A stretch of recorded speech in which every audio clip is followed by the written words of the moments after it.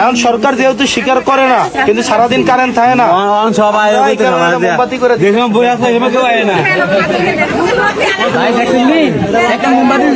এখন তো আপনার রেসপন্সিবল অথরিটিকে আপনার হচ্ছে স্বরাষ্ট্রমন্ত্রী, এখন হচ্ছে ওনার তো অথরিটি আছে। অবশ্য উনি ব্যস্ত থাকেন তো উনি অনেক ব্যস্ত থাকেন। উনি পার্লামেন্টে সংবিধান নিয়ে ব্যস্ত থাকেন, সংস্কার নিয়ে ব্যস্ত থাকেন, উনি অ্যাসালমকে কিভাবে দেশে নিয়ে আসা যায় সেগুলো নিয়ে ব্যস্ত। এত কাজের মধ্যে এই বিচ্ছিন্ন ঘটনাগুলোতে মনোযোগ দেওয়ার সুযোগ উনি পায় বলে মনে হয় না। উনি তো এই সংকটকালীন সময়ে দেশকে উনি এক ধরনের সংকটের হাত থেকে উত্তরণ করেছে। ওনার জ্ঞান, ওনার যেই সাধনা, উনাকে ফাদার্স অফ অ্যামেন্ডমেন্ট বলা যায়। এক হাসনাত আব্দুল্লাহ এমপি পুরো বিএনপি কে নাড়িয়ে রেখেছেন, বিএনপি কে দৌড়ের উপর রেখেছে। বিএনপি হাসনাত আব্দুল্লাহকে ভয় পায়, এটা চূড়ান্ত সত্য কথা। হাসনাত আব্দুল্লাহ একাই বিএনপি কে বেকায়দায় ফেলছেন। দর্শক, এর জন্য হাসনাত যাই করে বিএনপি ভয় পায়। এক হাসনাত আব্দুল্লাহ এমপি পুরো বিএনপি কে রীতিমতো কাঁপিয়ে দিয়েছেন। পুরো বিএনপি কে তিনি এখন দৌড়ের উপর রেখেছেন। আসসালামু আলাইকুম প্রিয় দর্শক, খুবই গুরুত্বপূর্ণ ভিডিও, দয়া করে পুরো ভিডিওটা সম্পূর্ণ দেখবেন। যদি পারেন ভিডিওটি সর্বোচ্চ পরিমাণে শেয়ার করবেন। এক হাসনাত আব্দুল্লাহকে সামাল দিতেই হিমশিম খাচ্ছে বিএনপি। হ্যাঁ প্রিয় দর্শক, ঠিকই শুনেছেন, প্রতিনিয়ত একের পর এক নানাবিধ প্রশ্ন এবং বিতর্কর মুখে পড়ছে হাসনাত আব্দুল্লাহর কারণে। প্রিয় দর্শক শ্রোতামণ্ডলী, বিএনপি নানাবিধ প্রশ্ন এবং বিতর্কের মুখেই পড়তে হচ্ছে হাসনাত আব্দুল্লাহর কারণে। বিএনপি সবথেকে বেশি এই মুহূর্তে যাকে ভয় করে সে হচ্ছে হাসনাত আব্দুল্লাহ। হাসনাত আব্দুল্লাহর ভয়ে তারা রীতিমতো কথা বলার সাহস করে না। এবারে সে হাসনাত আব্দুল্লাহ এক অভিনব কায়দায় লোডশেডিংয়ের প্রতিবাদ জানিয়েছে, সরকারকে রীতিমতো কঠিন জবাব দিয়েছে। হাসনাত আব্দুল্লাহ তার নির্বাচনী এলাকায় মোমবাতি বিতরণ করেছে এবং হাসনাত আব্দুল্লাহ বলছে, সরকার যেহেতু স্বীকারই করছে না যে দেশে বিদ্যুতের ঘাটতি রয়েছে, লোডশেডিং হচ্ছে, দেশের মানুষ লোডশেডিংয়ের কারণে ভোগান্তিতে আছে, অতিষ্ঠ, সেটা যখন সরকার স্বীকার করছে না, তাহলে কিছু আর করার নেই। আমাদের কথা যখন শুনছে না সরকার, তাহলে এই মোমবাতি নিন এবং মোমবাতি নিয়ে একটু আপনার ঘরকে আলোকিত করবেন লোডশেডিং হলে। 2 দিন পরে তো বিদ্যুৎই থাকবে না, বিদ্যুৎই পাবেন না। হাসনাতের এই মন্তব্য এবং এই প্রতিবাদ লোডশেডিংকে কেন্দ্র করে এখন রাজনীতিতে ব্যাপক তোলপাড় সৃষ্টি করেছে। চলুন কথা না বাড়িয়ে হাসনাত আব্দুল্লাহ কি বললেন লোডশেডিংয়ের প্রতিবাদ জানিয়ে, এবং বিএনপি কেন হাসনাত আব্দুল্লাহকে ঠেকাতে হিমশিম খাচ্ছে সে বিষয়ে আমরা কয়েকটা প্রতিবেদন এবং বিশ্লেষণ দেখি, তারপরে কথা বলে আশা করি সঙ্গে থাকবেন আপনারা আমাদের। সরকার স্বীকার করে না যে সরকারের অভাব আছে, স্বীকার করে। সরকার সংসদে বলে কি যে আমাদের তেল আছে, ওদিন আমি জিজ্ঞাসছিলাম না যে আপনি স্বীকার করেন সমস্যা আছে কি আছে না, বললাম না সংসদে। নাম কি আপনার? আচ্ছা আচ্ছা, এখন সরকার যেহেতু স্বীকার করে না, কিন্তু সারাদিন কারেন্ট থাকে না, মোমবাতি করে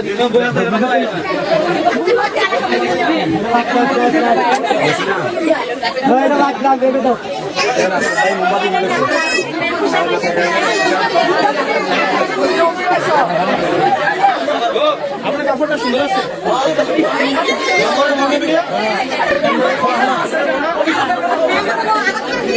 এখন তো আপনার রেসপন্সিবল অথরিটিকে আপনার হচ্ছে স্বরাষ্ট্রমন্ত্রী, এখন হচ্ছে ওনার তো অথরিটি আছে। অবশ্য উনি ব্যস্ত থাকেন তো উনি অনেক ব্যস্ত থাকেন। উনি পার্লামেন্টে সংবিধান নিয়ে ব্যস্ত থাকেন, সংস্কার নিয়ে ব্যস্ত থাকেন, উনি অ্যাসালমকে কিভাবে হচ্ছে দেশে নিয়ে আসা যায় সেগুলো নিয়ে ব্যস্ত। এত কাজের মধ্যে এই বিচ্ছিন্ন ঘটনাগুলোতে মনোযোগ দেওয়ার সুযোগ উনি পায় বলে মনে হয় না। উনি তো এই সংকটকালীন সময়ে দেশকে উনি এক ধরনের সংকটের হাত থেকে উত্তরণ করেছে। ওনার জ্ঞান, ওনার যেই সাধনা, ওনাকে ফাদার্স অফ অ্যামেন্ডমেন্ট বলা যায়। উনি হচ্ছে একটা সেভিয়ার হিসেবে আসছে জাতির জন্য। জাতি তো দিগ্ভ্রান্ত ছিল এক রকমের, জাতি পথ খুঁজে পাচ্ছিল না। সংস্কার, সংবিধান, এই চূড়াগলিতে জাতি হচ্ছে নিমজ্জিত হচ্ছিল। তো তখন জাতির একজন ত্রাণকর্তা দরকার ছিল। তো সালাউদ্দিন সাহেব জাতির ত্রাণকর্তা হিসেবে আবির্ভূত হয়েছে। বাঙালি জাতিকে হচ্ছে জিয়াউর রহমান, শেখ মুজিবুর রহমান যেভাবে বাঙালি জাতিকে রক্ষা করেছে, বাঙালি জাতিকে আবার এই 24-এর পরিবর্তিতে এরকম একজন সেভিয়রের দরকার ছিল, মেসায়ার দরকার ছিল। তো উনি সেভাবে আবির্ভূত হয়েছে। তো এই হিসাবে উনি যদি ডিফেক্টিভ প্রধানমন্ত্রী হয় তাতে তো কোনো ক্ষতি নাই, আমি তো কোনো ক্ষতি দেখি না। প্রধানমন্ত্রীকে শুধু তারেক রহমান হবে ব্যাপারটা তেমন না, প্রধানমন্ত্রী যে শুধুমাত্র শেখ ফ্যামিলি থেকে হবে ব্যাপারটা তেমন না। এবং Salauddin is the most deserving one. উনি প্রধানমন্ত্রী অবশ্যই হওয়া উচিত। ওনার যেই স্কিল, উনি প্রশাসন চালানোর ওনার যে ক্যাপাবিলিটি, ওনার ব্যবসায়িকদের সাথে যে ধরনের সম্পর্ক, বিভিন্ন বড় বড় গ্রুপ ওনার প্রতি আস্থা রাখে, অ্যাসালাম ওনার প্রতি আস্থা রেখেছে, ওনার প্রতি এই যে ব্যবসায়ীদের সাথে আস্থা রাখা, প্রশাসনের আস্থা রাখা, তারপর হচ্ছে বিভিন্ন ডিসিপ্লিনারি ফোর্স ওনার প্রতি যে আস্থা রাখে, প্রধানমন্ত্রী নিজে ওনার প্রতি আস্থা রাখে। তো একটা প্রধানমন্ত্রী হওয়ার জন্য যে যোগ্যতা লাগে এর থেকে বেশি আর কি? Salauddin is the most deserving one, উনি হওয়া উচিত। ইনফ্যাক্ট এবারও হইলো যে খুব বেশি অবাক হইতেন বিষয়টা এমন। আমি তো মনে করি যে Salauddin very soon he is likely to take over. এই ক্রান্তিকালীন সময়ে বাংলাদেশে পথ দেখায় নিয়ে যাচ্ছে সংসদকে, সরকারি দলকে, বিরোধী দলকে, ব্যবসায়ীদেরকে, ব্যুরোক্রেসিকে, জুডিশিয়ারিকে। আপনি একটা ব্যক্তি একা হাতে স্বরাষ্ট্র, উনি মব নিয়ন্ত্রণ করতে হয়, উনি কত কিছু একটা মানুষকে করতে হচ্ছে এখন। তো উনি যদি বিসিবিকে উনি এখন দেখতে হচ্ছে, ক্রীড়া, সংস্কৃতি, ব্যবসা, তারপর হচ্ছে ডিপ্লোমেসি, একটা মানুষ এত কিছু দেখতেছে, আপনি তাকে তার প্রধানমন্ত্রী হওয়া নিয়ে তো আমি কোনো সমস্যা দেখি না। সমস্যা কি, উনি তো ডিজার্ভ করে। আমাকে স্পিকার টাইম দিয়েছে মাত্র 2 মিনিট, পরে রিকোয়েস্ট করে এটাকে আরো 2 মিনিট বাড়ানো হয়েছে 4 মিনিট। একটা বিল নিয়ে অন্তত 15-20 মিনিট কথা বলতে হয়। আপনি দেখবেন আমরা 2 মিনিট কথা বলার পরে ট্রেজারি বেঞ্চ থেকে সালাউদ্দিন আহমেদ অথবা আসাদুজ্জামান সাহেব ওনারা 20 থেকে 25 মিনিট কথা বলে, এবং ওনাদের যে যুক্তিগুলো থাকে এগুলাকে ডিবাঙ্ক করার কিন্তু পরবর্তীতে সুযোগ দেওয়া হয় না। যখনই আমরা প্রতিবাদ করেছি তখনই বলা হয়েছে mister Abdullah, this is not Shahbag square, this is parliament. এই সরকারে থাকলে কখনো সে বিরোধী দলে যে যাবে সেটা কখনো চিন্তা করে না, সে মনে করে সে আজীবন সে সরকারে থাকবে। সত্য প্রতিদিন জুলাই হয় না, আবার একই সাথে সাথে এটাও সত্য যেই দিন হয় সেই দিন কিন্তু খুব বেশি সময় লাগে না। তো আপনার আওয়ামী লীগ 17 ইয়ার্স সময় নিয়েছে, মানে যে এটা সবসময় 17 ইয়ার্স হবে ব্যাপার তেমন না। এটা বেশিও হইতে পারে, 17 ডেজও হইতে পারে, 17 ইয়ার্সও হইতে পারে, আবার 34 ইয়ার্সও হইতে পারে। কিন্তু যখন জনগণ রুখে দাঁড়ায় তখন কিন্তু আর পালানোর জায়গা থাকে না। বিএনপির বর্তমান অ্যাক্টিভিটি দেখে মনে হইতেছে না যে তারা খুব বেশি সময় দিতে রাজি মানুষকে, তারা তাড়াতাড়ি মানুষকে রাস্তায় নামাইতে তারা সব ধরনের আয়োজন তারা করছে বলেই মনে হচ্ছে।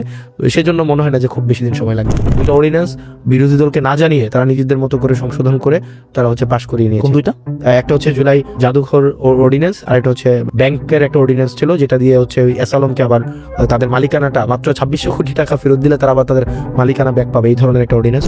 গভর্নমেন্ট যে অর্ডিন্যান্সটা দিয়েছিল সেখানে বলা হয়েছে আপনার মানবাধিকার কমিশন ইনভেস্টিগেট করার ক্ষেত্রে যদি কোনো বাহিনীর বিরুদ্ধে ইনভেস্টিগেট করে তখন সরকারের পূর্বানুমতি লাগবে না।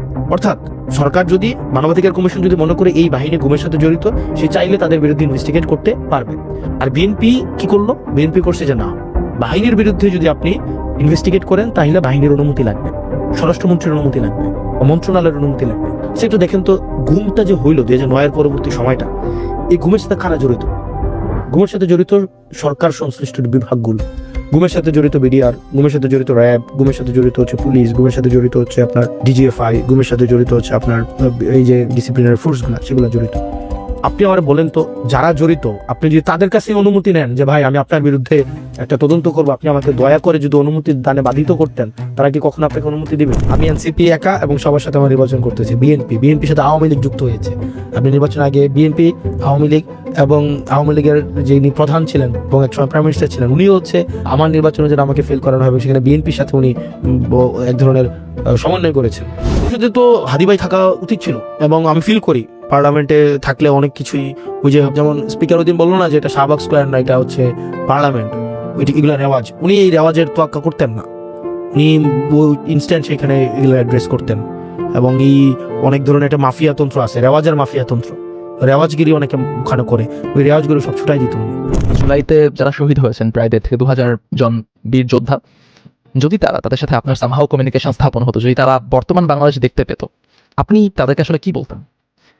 আমরা আসলে ওনাদের সামনে যে এখন দাঁড়াতে পারবো কিনা সেটা তো আমাদের ওই ফেসটা নাই। আমরা তো ওনাদের আত্মত্যাগের বিনিময়ে আমি এমপি হয়েছে, অনেকে মন্ত্রী হয়েছে, কেউ প্রধানমন্ত্রী হয়েছে, কেউ দপ্তরগুলো ভাগ করে নিয়েছে, কেউ পরিবারের মধ্যে আবার তার বিভিন্ন দপ্তর উপদপ্তর বিভিন্ন বিষয়গুলো ভাগ করে নিচ্ছে। কিন্তু আলটিমেটলি যারা আত্মত্যাগ করেছে তারা তো কিছুই পায় নাই। তারা তো চেয়েছিল এই ভাগবাটোয়ারা, তাদের আপত্তি নাই, কারণ কেউ না কেউ এটা নিবেই, এটা আপত্তি না। কিন্তু তারা তো চেয়েছিল রাষ্ট্রের একটা গুণগত এবং কাঠামোগত পরিবর্তন। আপনি মনে করে দেখবেন 2018 সালে যখন নিরাপদ সড়ক আন্দোলন হয়, তখন কিন্তু একটা বিষয় ছিল, তখনকার সময়টা এই প্রজন্মের একটা আর্জ তৈরি হয়েছিল, রাষ্ট্র সংস্কার চলছে। রাস্তা সংস্কারের এই ব্যানারটা সরাই দিয়ে, প্ল্যাকার্ডটা সরাই দিয়ে ওখানে ছিল যে রাস্তার সংস্কার না, রাষ্ট্রের সংস্কার কাজ চলছে। এই যে সংস্কারের আইডিয়াটা কিন্তু এটা প্রজন্মের একটা চাওয়া, প্রজন্মের প্রত্যাশা। এই প্রজন্মের কিছু মানুষ কিন্তু এই অভ্যুত্থানে আত্মত্যাগ করেছিল। এই আত্মত্যাগের বিনিময়ে আমরা পেয়েছি পার্লামেন্টে কিছু আসন, কেউ পেয়েছে মন্ত্রণালয়ে কিছু মন্ত্রিত্ব, কিছু দপ্তরের মন্ত্রী, কেউ পেয়েছে প্রধানমন্ত্রিত্ব।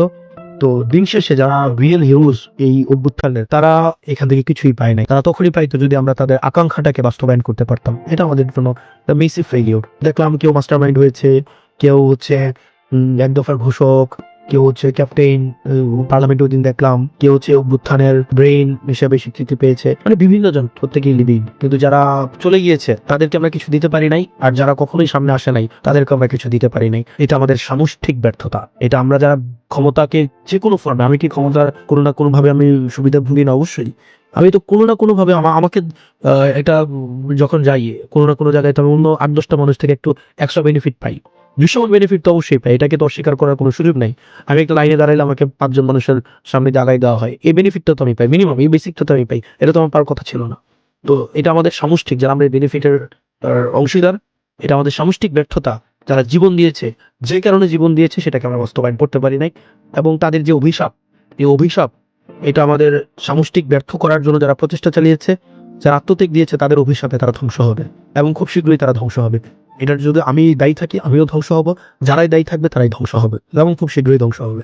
এক হাসনাত আব্দুল্লাহ এমপি পুরো বিএনপি কে নাড়িয়ে রেখেছেন, বিএনপি কে দৌড়ের উপর রেখেছে। বিএনপি হাসনাত আব্দুল্লাহকে ভয় পায়, এটা চূড়ান্ত সত্য কথা। দর্শক, হাসনাত আব্দুল্লাহ একাই বিএনপি কে বিব্রত করছেন, বিএনপি কে বেকায়দায় ফেলছেন। দর্শক, এই জন্য হাসনাত যাই করে বিএনপি ভয় পায়। বিএনপির একটা বাড়তি সতর্কতা, এমনকি প্রধানমন্ত্রীও হাসনাতের উপর নজর রাখেন। যেমন চট্টগ্রামে বিএনপি সাবেক মেয়র মঞ্জুরুল আলমের বাসায় গিয়েছে হাসনাত আব্দুল্লাহ, এতে পুরো বিএনপির মাথা খারাপ হয়ে গেছে। এমনকি বিএনপি মব করেছে। কেন? যে হাসনাতের সংস্পর্শে এসে মঞ্জুরুল আলম এনসিপি হয়ে গেছেন, এনসিপি হয়ে যাচ্ছেন, এনসিপির হয়ে নির্বাচন করছেন। এই বিষয়ে কথা বলতে হাসনাত আব্দুল্লাহ চট্টগ্রামে গিয়েছেন মঞ্জুরুল আলমের বাসায়। তো এই হাসনাত জাস্ট একজনের বাসায় গেছেন, এক বিএনপি নেতার বাসায় গেছেন। আপনি চিন্তা করেন, কোন ফেসিবাদের দোসর বা আওয়ামী লীগ নেতার বাসায় না, এক বিএনপি নেতার বাসায় গেছেন, তাতে বিএনপির মাথা খারাপ, পুরো বিএনপি নড়ে চড়ে বসেছে। এমনকি তারা মব করতে বাধ্য হয়েছে, এতটা বিব্রত। হাসনাত যে বিএনপিকে দৌড়ের উপর রাখছে। রমজান মাসে একটা লাইভ ক্লাস নিয়ে জবাবদিহিতা শীর্ষক, কত টাকা কি বাজেট হয়, কোন জায়গা থেকে কত কার্টুন খেজুর আসে, এমন ভাবে বলেছেন পুরো বাংলাদেশ নড়ে চড়ে বসেছে। এমনকি খেজুর হজম করার যে চিরায়ত এমপিদের পদ্ধতি, সেটা ভেস্তে গেছে, সবাই জবাবদিহি করতে বাধ্য হয়েছে। এক হাসনাত পুরো বিএনপিকে দৌড়ের উপর রাখছেন। এখন আবার হাসনাতের আরেকটা কাণ্ড দর্শক, এতে সরকার অবাক যে হাসনাত আব্দুল্লাহ সরকারের কাছ থেকে গায়ের জোরে কাজ আদায় করে নিচ্ছেন। সরকারের মান সম্মান নিয়ে টানাটানি বাজিয়ে দিয়েছেন হাসনাত আব্দুল্লাহ। দর্শক, মাননীয় স্পিকার, আমি এলাকায় মুখ দেখাতে পারি না, একটা নির্দিষ্ট রাস্তা চেয়েছেন যে এই রাস্তাটা আমাকে দিতে হবে, নাহলে মুখ দেখাতে পারি না, আমাকে বেঁধে রাখবে। পার্লামেন্টে যখন কোনো এমপি কথা বলে এবং পার্লামেন্টের কার্যপ্রণালী বিধি অনুযায়ী এটা সংরক্ষিত থাকে, রেকর্ড থাকে, তাহলে আপনি চিন্তা করেন যে একজন এমপি বলছেন আমি মুখ দেখাতে পারি না, আমাকে বেঁধে রাখবে, এই কাজটা দেন। সরকার যদি তারপরও এই কাজ না দেয়, ওই সরকার তো ঝাড়ু পিটে করা দরকার ওই সরকারকে। তাহলে আপনি চিন্তা করছেন হাসনাত কিভাবে কাজ আদায় করে নিচ্ছে। বিরাট একটা রাস্তা আদায় করে নিচ্ছেন, যে রাস্তাঘাট যা করা দরকার মূলত মোটামুটি হাসিনা করে দিয়ে গেছে। বাংলাদেশকে উন্নয়নের মহাসড়কে নিয়ে গেছে হাসিনা। হ্যাঁ, এটাকে উন্নয়নের মহাসড়ক আপনি বলতে পারেন, আবার নাও বলতে পারেন। বাংলাদেশি পার্সপেক্টিভে উন্নয়নের মহাসড়ক বলতে পারেন, কিন্তু ইউরোপ আমেরিকা বা উন্নত সভ্য দেশের পার্সপেক্টিভে হাসিনা যা করেছে ওটা তেমন কিছু না। কিন্তু যে বাংলাদেশে বিদ্যুৎ থাকতো না, যদি আবার আমরা সেই পুরনো বিএনপির জামানায় ফিরে গেছি, বিএনপি ক্ষমতা এসেছে না, এখন আবার বিদ্যুৎ থাকে না। হাসিনা বাংলাদেশকে শতভাগ বিদ্যুতায়িত করে দিয়ে গেছে এবং বিদ্যুৎ যেত না, লোডশেডিং মুক্ত বাংলাদেশ করে দিয়ে গিয়েছিল মোটামুটি। এবং গ্রামগঞ্জের প্রত্যন্ত অঞ্চলের রাস্তাঘাট সব পাকা হয়ে গিয়েছিল মোটামুটি, সামান্য কিছু রাস্তা পাকা হওয়া বাকি ছিল। তো দর্শক, তারপর যেসব রাস্তা পাকা হওয়া বাকি আছে ওটা অতি গুরুত্বপূর্ণ রাস্তা না। অবশ্যই আমাদের থিওরি হচ্ছে যে বাংলাদেশে কোনো পাকা কাঁচা রাস্তা থাকবে না, সব রাস্তা পাকা হয়ে যাবে। তারপরও অতি গুরুত্বপূর্ণ কোনো রাস্তা না। অতি গুরুত্বপূর্ণ হলে সেটা হাসিনা করে দিয়ে যেতেন, এটা আমি বিশ্বাস করি। এবং এটা যদি আপনি না বলেন তাহলে আপনি বাস্তবতা অস্বীকার করছেন এবং বিএনপির ব্যর্থতা আপনি পর্যালোচনা করতে পারবেন না হাসিনার এইসব সফলতাকে যদি স্বীকার না করেন। তো দর্শক, এই জায়গায় আপনি দেখেন যে হাসনাত আব্দুল্লাহ এই রাস্তা আদায় করে নিতে সংসদে যে সব শব্দ চয়ন করছে যে আমি মুখ দেখাতে পারি না, বেঁধে রাখবে, আমি হাত জোর করছি, আমি ভিক্ষা চাইছি। এই যে এমপিরা ভিক্ষা চেয়ে রাস্তা নেয়, এটা বিএনপি সরকারের জন্য একটা বিব্রতকর অবস্থা, এবং বিএনপি সরকার অতি দ্রুত এই রাস্তা দিতে বাধ্য হবে। অতি কয়েকদিনের মধ্যে শুনবেন যে রাস্তার কাজ হয়ে গেছে, কাজ শুরু হয়ে গেছে, দিতে বাধ্য হবে। দর্শক, হাসনাত আব্দুল্লাহ শুধু এই রাস্তা আদায় করে, চাঁদাবাজ দমন করে কিংবা জবাবদিহিতা নিশ্চিত করে আলোচিত না। হাসনাতের প্রত্যেকটা ফেসবুক পোস্ট এক একটা বুলেট। হাসনাত কোন একটা বিষয়ে ফেসবুক পোস্ট দিয়ে তারেক রহমানের বিরুদ্ধে কিছু বললে, সংস্কারের পক্ষে বললে, ওটা বাংলাদেশের বড় বড় এস্টাবলিশড মিডিয়ার কলামের চাইতে বেশি গুরুত্বপূর্ণ। দর্শক,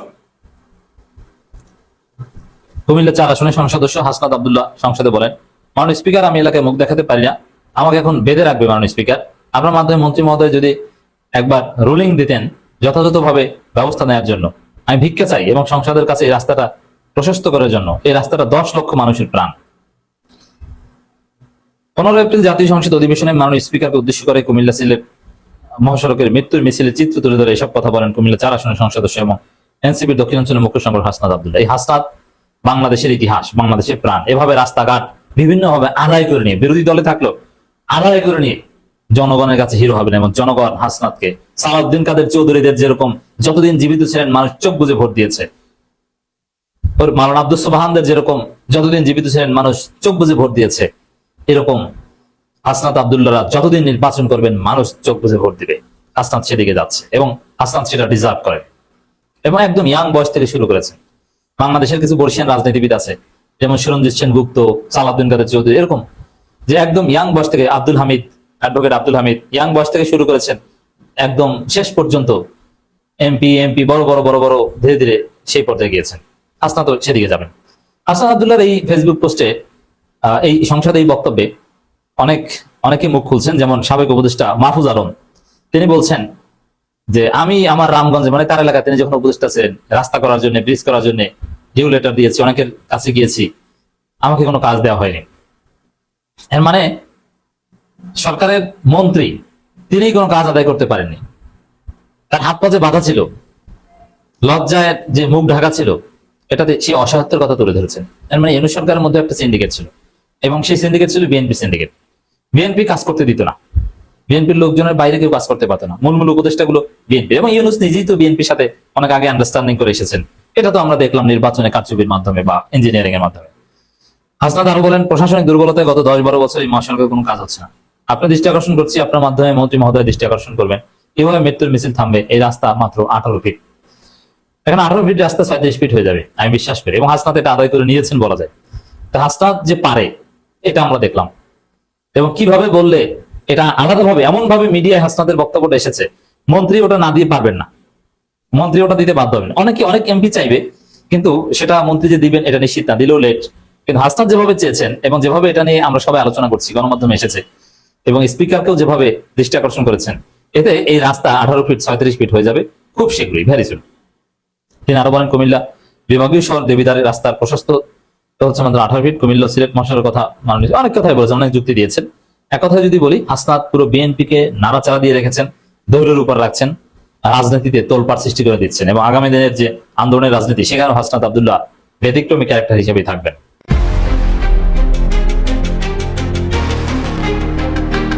এক হাসনাত আব্দুল্লাহ এমপি পুরো বিএনপিকে রীতিমতো কাঁপিয়ে দিয়েছেন।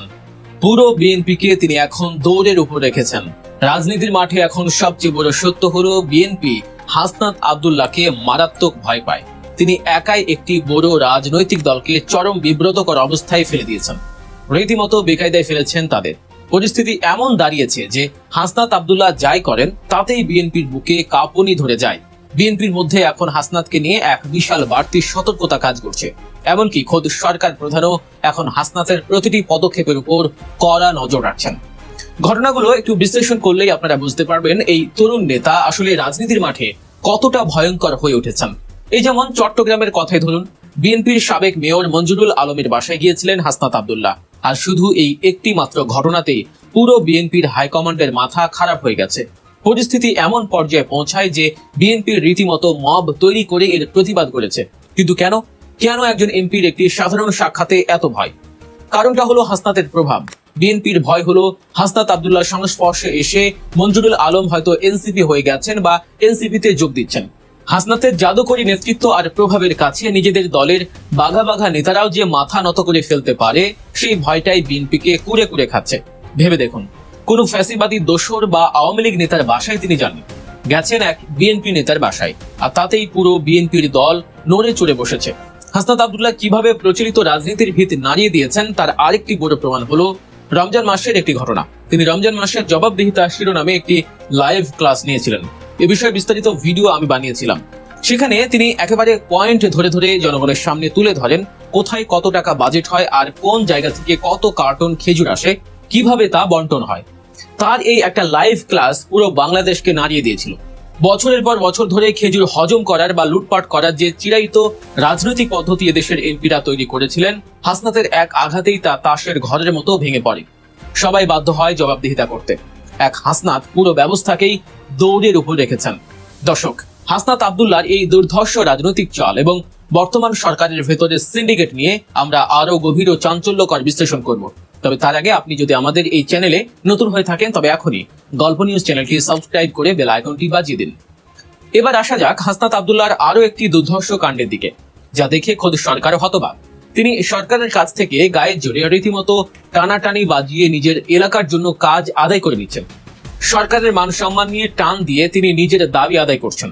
জাতীয় সংসদে দাঁড়িয়ে একজন সংসদ সদস্য যখন বলেন, মাননীয় স্পিকার, আমি এলাকায় মুখ দেখাতে পারি না, আমাকে একটা নির্দিষ্ট রাস্তা করে দিতে হবে, নইলে আমি মুখ দেখাতে পারি না, জনগণ আমাকে বেঁধে রাখবে, তখন সেটা আর সাধারণ কোনো বক্তব্য থাকে না।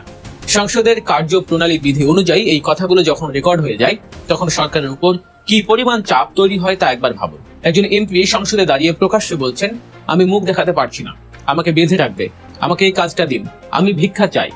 এরপরও যদি সরকার সেই কাজ না দেয়, তবে সেই সরকারের তো ঝাড়ু পেটা খাওয়া দশা হবে। অর্থাৎ হাসনাত আব্দুল্লাহ এমন এক রাজনৈতিক চাল চেলেছেন যে সরকার বাধ্য হবে তাকে ওই রাস্তাটি করে দিতে। তিনি জনগণের রাস্তা আদায়ের জন্য রীতিমতো ব্ল্যাকমেইল করার মতো এক বিশাল ফাঁদ তৈরি করেছেন সরকারের জন্য। রাস্তাঘাট উন্নয়নের ক্ষেত্রে বাংলাদেশের বাস্তবতায় আমাদের কিছু সত্য স্বীকার করতেই হবে। মূলত বাংলাদেশের রাস্তাঘাটের যা কিছু উন্নয়ন তা মোটামুটি শেখ হাসিনাই করে দিয়ে গেছেন। বাংলাদেশকে উন্নয়নের মহাসড়কে নিয়ে যাওয়ার যে দাবি তারা করত, ইউরোপ আমেরিকার মতো না হলেও অন্তত বাংলাদেশি প্রেক্ষাপটে সেটা ছিল দৃশ্যমান। একসময় যে বাংলাদেশে বিদ্যুৎ থাকতো না, শেখ হাসিনা সেই বাংলাদেশকে শতভাগ বিদ্যুতায়িত করেছিলেন, লোডশেডিং মুক্ত করেছিলেন। গ্রামে গঞ্জের প্রত্যন্ত অঞ্চলে রাস্তাঘাটও মোটামুটি পাকা হয়ে গিয়েছিল, হয়তো সামান্য কিছু কাঁচা রাস্তা বাকি ছিল। কিন্তু এখন আমরা আবার সেই বিএনপির পুরনো যুগে ফিরে গেছি। বিএনপি এখন ক্ষমতায়, কিন্তু এরই মধ্যে বিদ্যুৎ থাকছে না। যে সামান্য কিছু রাস্তা পাকা হওয়ার বাকি ছিল সেগুলো হয়তো খুব একটা জাতীয় গুরুত্ব নেই, কিন্তু যদি কোনো অতি গুরুত্বপূর্ণ রাস্তা এখনো বাকি থাকে তবে আমাদের মানতেই হবে যে শেখ হাসিনা সরকার থাকলে হয়তো সেটা করে দিয়ে যেত। এই বাস্তবতাটুকু অস্বীকার করার কোনো উপায় নেই। এখন হাসনাত আব্দুল্লাহ সংসদে দাঁড়িয়ে যে রাস্তাটির দাবি তুললেন, মাননীয় স্পিকার, আমি এলাকায় মুখ দেখাতে পারি না, আমাকে এখন বেঁধে রাখবে, আপনার মাধ্যমে মন্ত্রী মহোদয় যদি একবার রুলিং দিতেন যথাযথ ব্যবস্থা নেওয়ার জন্য, আমি ভিক্ষা চাই সংসদের কাছে এই রাস্তাটা প্রশস্ত করার জন্য। এই রাস্তাটা 10 লক্ষ মানুষের প্রাণ। তিনি মূলত কুমিল্লা সিলেট মহাসড়কের মৃত্যুর মিছিল থামানোর কথা বলেছেন। 18 ফুটের একটি রাস্তাকে 36 ফুট করার দাবি তুলেছেন তিনি। আশ্চর্যজনক বিষয় হলো, হাসনাত যেভাবে ভিক্ষা চেয়ে গায়ের জোরে এই রাস্তা আদায়ের ফাঁদ পেতেছেন, এই সরকার খুব দ্রুতই এই রাস্তা দিতে বাধ্য হবে। কয়েকদিনের মধ্যেই হয়তো শুনবেন এই রাস্তার কাজ শুরু হয়ে গেছে। কারণ এমপিরা যখন এভাবে ভিক্ষা চেয়ে জনসম্মুখে কোনো ইস্যু নিয়ে আসেন, তখন সরকারের আর কোনো পথ খোলা থাকে না। এটা বিএনপি বা বর্তমান সরকারের জন্য একটা চরম বিব্রতকর অবস্থা। শুধু রাস্তা আদায় নয়, হাসনাত আব্দুল্লাহর আসল শক্তি তার বুদ্ধিমত্তায়। তিনি শুধু কাদাকাদি করে বা সংসদে জবাবদিহিতা নিশ্চিত করেই থেমে নেই। সোশ্যাল মিডিয়ায় তার এক একটা ফেসবুক পোস্ট এক একটা বুলেটের মতো কাজ করে। তিনি যখন তারেক রহমান বা অন্য কোনো বিষয় সংস্কারের পক্ষে একটি ফেসবুক পোস্ট দেন, তখন সেটা বাংলাদেশের বড় বড় প্রতিষ্ঠিত মিডিয়ার কলামের চেয়েও বেশি শক্তিশালী হয়ে দাঁড়ায়। এই চরম প্রতিকূল পরিবেশের মধ্যে হাসনাত আব্দুল্লাহ এক ব্যতিক্রমী চরিত্র হয়ে উঠেছেন। বিরোধী দলে থেকেও কোনো ক্ষমতা না থেকেও তিনি যেভাবে সাধারণ মানুষের দাবি আদায় করে নিচ্ছেন তা বাংলাদেশের ইতিহাসে বিরল। তিনি জনগণের কাছে ইতিমধ্যে একজন হিরো হয়ে গেছেন। বাংলাদেশের রাজনীতিতে একটা সময় সালাউদ্দিন কাদের চৌধুরী বা মাওলানা আব্দুল সুবহানদের মতো নেতারা যতদিন বেঁচে ছিলেন, মানুষ তাদের অন্ধভাবে ভোট দিত। হাসনাত আব্দুল্লাহ ঠিক সেই পথেই হাঁটছেন। তিনি যতদিন নির্বাচন করবেন, এলাকার মানুষ চোখ বন্ধ করে তাকেই ভোট দেবে, কারণ তিনি প্রমাণ করেছেন জনগণের জন্য কিভাবে গলাবাজি করে, কিভাবে ফাঁদ পেতে অধিকার আদায় করতে হয়। বাংলাদেশের রাজনীতিতে সুরঞ্জিত সেনগুপ্ত বা অ্যাডভোকেট আব্দুল হামিদের মতো নেতারা একদম তরুণ বয়স থেকে রাজনীতি শুরু করে অনেক দূর গিয়েছিলেন। হাসনাত আব্দুল্লাহ ঠিক তেমনই খুব অল্প বয়স থেকে শুরু করেছেন এবং তিনি অনেক বড় বড় এমপি মন্ত্রীদের ছাড়িয়ে বহুদূর যাবেন। এতে কোনো সন্দেহ নেই। তিনি পুরো বিএনপিকে নাড়িয়ে দিয়েছেন, রাজনীতিতে এক নতুন তোলপাড় সৃষ্টি করেছেন। আগামী দিনের বাংলাদেশের রাজনীতিতে হাসনাত আব্দুল্লাহ যে এক অপ্রতিরোধ্য এবং ব্যতিক্রমী চরিত্র হিসেবেই থাকবেন, এ বিষয়ে আর কোনো সন্দেহ নেই। দর্শক, বাংলাদেশের রাজনীতিতে তরুণদের এই উত্থান এবং হাসনাত আব্দুল্লাহর এই সাহসী পদক্ষেপগুলো সম্পর্কে আপনার মতামত কি, তা অবশ্যই কমেন্ট করে আমাদের জানাবেন। সম্মানিত বন্ধুগণ, দর্শক শ্রোতা মণ্ডলী, আপনারা দেখতে পারলেন। ব্যক্তিগত মতামত অবশ্যই কমেন্টে জানাবেন। আপনারা কি বলতে চান, আপনাদের মতামত কি? হাসনাত আব্দুল্লাহ যে অভাবনীয় উদ্যোগ নিয়েছে, যেই অভিনব কায়দায় লোডশেডিংয়ের প্রতিবাদ করলো, সেটা নিয়ে আপনাদের কি বলার রয়েছে? প্রিয় দর্শক শ্রোতা মণ্ডলী, আসলে কি বলবো, দেশে আস্তে আস্তে সব কিছুরই সংকট দেখা দিয়েছে। সরকার ক্ষমতা নেওয়ার পরপরই, নতুন সরকার ক্ষমতায় আসার পরপরই নানা বাধা বিপত্তির মুখে পড়ছে তারা, একের পর এক নানা তর্ক বিতর্ক। গ্রামাঞ্চলগুলোতে 8 থেকে 12 ঘন্টায় লোডশেডিং, জনজীবন বিপর্যস্ত রীতিমতো। দেশ জুড়ে ফের শুরু হয়েছে বিদ্যুতের চরম ভেলকিবাজি। প্রিয় দর্শক, এদিকে চৈত্রর দাবদাহে হাঁসফাঁস করছে মানুষ, অন্যদিকে ঘন্টার পর ঘন্টা লোডশেডিং। সব মিলিয়ে জনজীবনে নেমে এসেছে অবর্ণীয় দুর্ভোগ। তবে এই লোডশেডিংয়ের চিত্র সমবন্টন হচ্ছে না।